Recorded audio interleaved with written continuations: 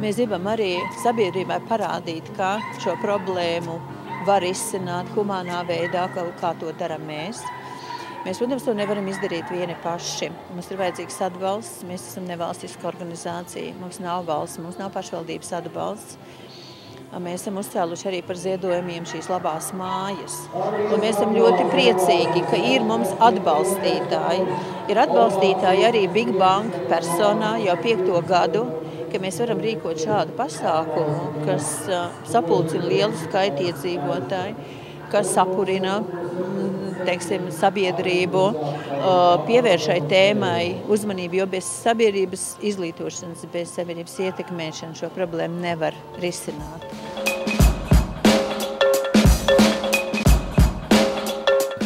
Latvijā ne ik viens dzīvnieku īpašnieks, saimnieks līdz galam izjūt, diemžēl, savējo atbildību.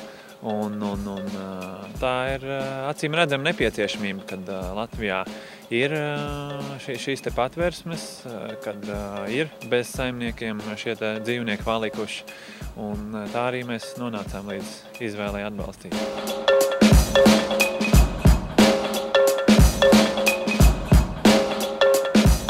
Jā, agrāk, kad nebija tā suņa, un tu it kā esi ikdienas darbā un skrien, un tu pat neievēro, ka apkārt ir daudz tiešām šo četrkājaino draugu, kur kādreiz ir bijuši kādam draugi vai saimnieki, vai viņiem ir bijuši saimnieki, jo es domāju, suns tomēr viņš jau nepiedzimst brīvībā, mēs viņu neņemam no meža.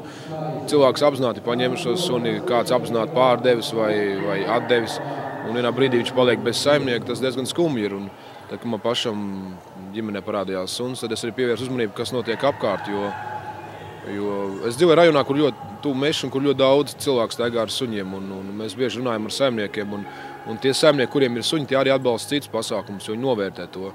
Grūtāk ir uzzināt to cilvēku uz ielas, kuram nav ne jausmas, kā ir, kad mājās kāds tevi vajadzīgs, bet arī kuram tu esi vajadzīgs. Un tāpēc es priecājos, ka kaut ar savu klātbūtni, ar savu titulu patrons es varētu palīdzēt un vērst uzmanību vairāk sabiedrībai uz šo tēmu.